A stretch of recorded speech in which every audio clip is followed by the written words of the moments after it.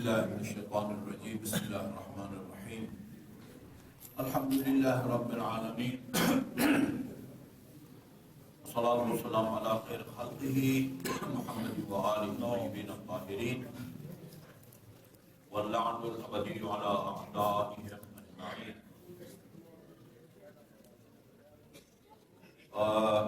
جیسے آپ حضرات متوجہ ہیں، شعبان کا جو مہینہ ہے وہ ولادتوں کا مہینہ ہے. اس کی کسی بھی تاریخ میں کسی امام یا امام زادہ کی شہادت نہیں ہے. انہی تاریخوں میں جس امام کی ولادت ہے وہ امام زین العابدین علیہ الصلوۃ والسلام ہیں. اس مناسبت سے میں صحیفہ سجادیہ میں جو دعائے عرفہ ہے، عرفہ یعنی ذی الحج کی 9 تاریخ جہاں حجاج کرام ظہر سے لے کر مغرب تک وہاں ٹھہرتے ہیں، یہی عمل ہے، بس ٹھہرنا عمل ہے. ظہر کے بعد آپ نیت کریں، سو جائیں اور وہ غروب آفتاب کے بعد آپ کی آنکھ کھلے. ٹھیک ہے، یہ عمل ٹھیک ہے. اگرچہ وہ مستحب اعمال اتنے ہیں تو شاید ہی وہ مکمل ہو سکیں اگر سب جو ہے نا مکمل کر. 100 دفعہ الحم، 100 دفعہ جو ہے آیت الکرسی، 100 دفعہ قل هو اللہ، 100 دفعہ انا انزلنا. امام حسین علیہ السلام کی دعائے عرفہ، امام زین العابدین علیہ السلام کی دعائے عرفہ.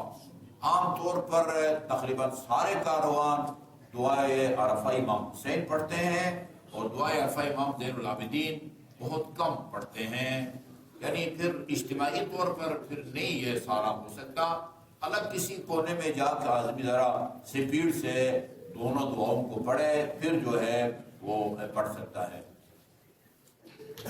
یہ مختلف مناسبتوں سے یہ کہاوت کہیں یا پتہ نہیں کوئی فرمان ہے کسی حکیم کا، کہتے ہیں اہل البیت ادرا بما فی البیت. گھر والے زیادہ سمجھ سکتے ہیں کہ گھر میں کیا ہے. ٹھیک ہے جی. اہل بیت اطہار علیہ السلام کی شان اور خدا کی بارگاہ میں ان کا مقام و مرتبت ہے.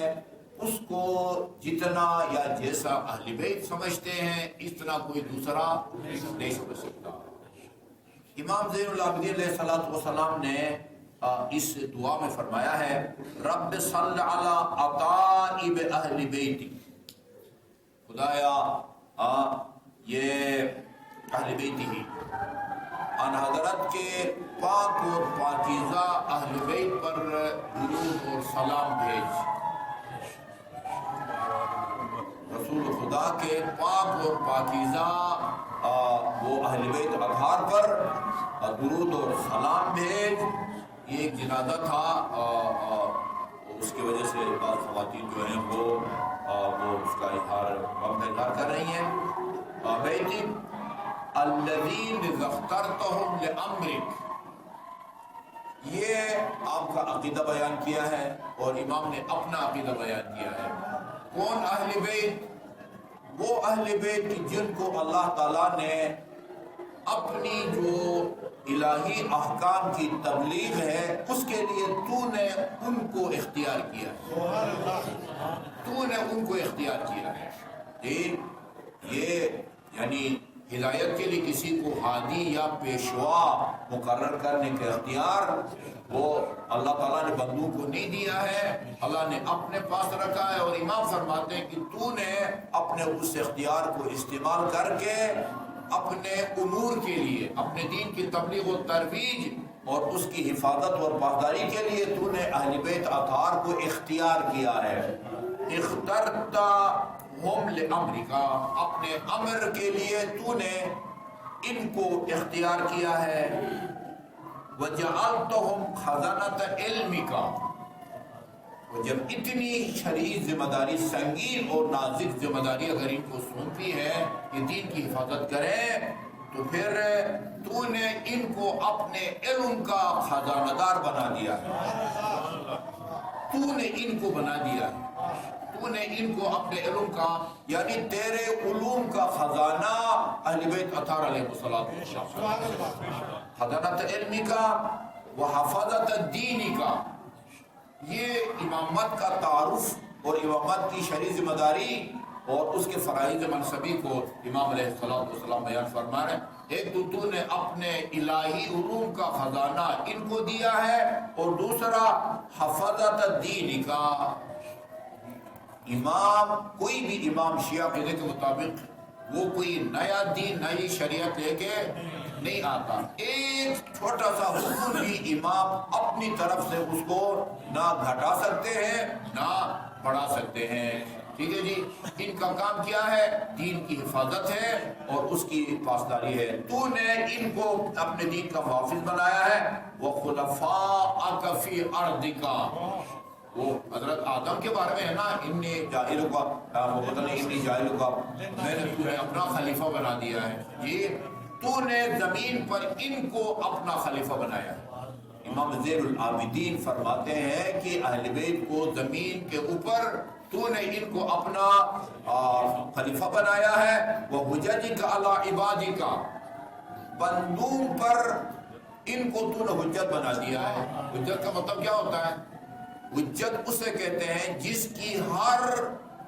کے ہر قول اور فعل پر عمل کرنا واجب ہو، اس کو حجت کہتے ہیں۔ حجت خدا خدا کی طرف سے حجت ہے، یعنی جو بھی کہے گا یا اپنی طرف سے نہیں کہے گا، 1 2 3 10 واسطوں سے اللہ کا کلام ہوگا، ان کا کلام، اور اس کو ماننا اسی طرح واجب ہے جس طرح خدا کے قول کو ماننا واجب ہے، کیونکہ ان کی اپنی بات نہیں ہوتی ہے، اپنے آباء و اجداد کے ذریعے رسول خدا جبرائیل سے، اور جبرائیل اللہ تعالیٰ سے لے کے احکام کو ان تک پہنچاتا ہے۔ لہذا ہے جس نے اہل بیت کی اطاعت کی، یہ آپ کے زیارت جامعہ جو امام علی نقی علیہ السلام کا ہے، اس میں جس نے آپ کی اطاعت کی اس نے اللہ تعالیٰ کی اطاعت کی، جس نے آپ کی مخالفت کی اس نے اللہ تعالیٰ کی مخالفت۔ یہ کوئی معمولی اعزاز نہیں ہے کہ ان کی اطاعت خدا کی اطاعت، ان کی نافرمانی اللہ تعالیٰ کی نافرمانی۔ یا وہ خلفاء فی ارضک حججک علی عبادک طہرتہم من الرجس والدنس تطہیرا بارادتک، یہ تطہیر کا ترجمہ ہو رہا ہے۔ انما یرید اللہ لیذھب عنکم الرجس اہل البیت ویطہرکم تطہیرا، تو نے اپنے ارادے سے ان سے ہر قسم کے رجس اور ناپاکی اور پلیدی کو دور رکھا ہے۔ ارادہ، انما یرید اللہ، ایک ارادہ تشریعی ہوتا ہے، ہم بہت سارے کاموں کا ارادہ کرتے ہیں، ہماری مراد پوری نہیں ہوتی ہے۔ بہت سارے لوگ شادی کا ارادہ رکھتے ہیں، کوئی حج کا ارادہ رکھتا ہے، کوئی زراعت کا ارادہ رکھتا ہے جی، لیکن وہ اس کی مراد پوری نہیں ہوتی۔ اللہ جس چیز کا ارادہ کرتا ہے وہ اس کے ارادہ اور مراد کے پوری ہونے میں کوئی فاصلہ نہیں ہوتا۔ وہ جو کن ہے نا، سورہ یاسین کے آخر میں ہے، اذا اراد اللہ بشیء ان یکون فیقول له کن فیکون، اللہ تعالیٰ جب کسی چیز کو چاہتا ہے کہ وہ ہو جائے، وہ کن کہتا ہے تو وہ ہو جاتا ہے۔ اس کا مطلب یہ نہیں کہ اللہ کاف اور نون بولتا ہے، کاف نون پیش کن نہیں، اللہ کا ارادہ کن کا کام دیتا ہے، اللہ کا ارادہ کن کا کام دیتا ہے۔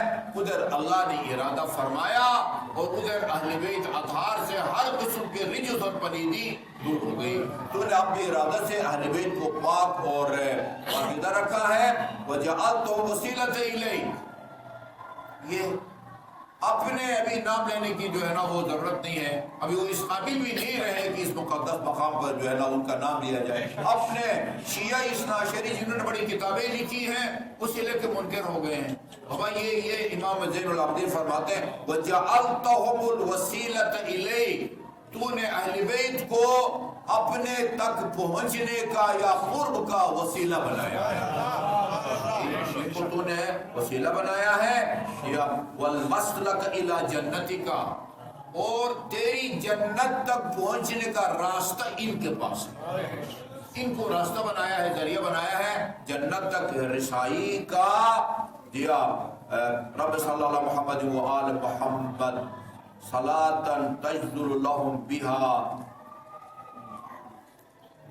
یہ کافی پھر یہ لمبا ہے، اللہ تعالیٰ ہمیں امام وقت کی معرفت حاصل کرنے کی اللہم صلی اللہ علیہ وسلم